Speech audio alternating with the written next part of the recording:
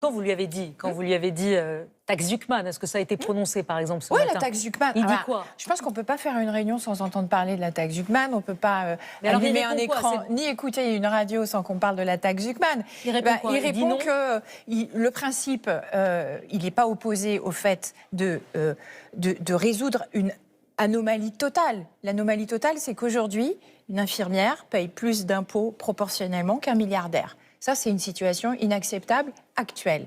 Donc, sur le principe, il est plutôt ouvert. Après, la question, ça va être les modalités. Et pour la CFDT, une taxe qui permet de répondre à cet enjeu-là, qu'elle s'appelle Zucman ou qu'elle porte un autre nom, c'est pas le sujet, en fait. J'allais vous dire, vous, la taxe Zucman, c'est pas votre ligne rouge. Non, vous voulez... Non, c'est pas à la virgule près.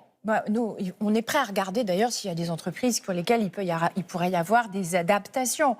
Mais la taxe Zucman, elle révèle quand même, elle est quand même symptomatique. C'est du délire. Hein. On est quand même dans un délire total. Le délire, c'est d'arriver à faire croire on veut stigmatiser les ultra-riches, qui du coup mènent une fronde en expliquant que c'est absolument insupportable. Moi, j'aurais aimé qu'il y ait au moins une indignation pareille quand il s'agit de stigmatiser les chômeurs. Je vous rappelle que le taux de pauvreté en France n'a jamais été aussi important. On a 12 millions de personnes en situation de pauvreté. Mais les chômeurs ont largement été stigmatisés.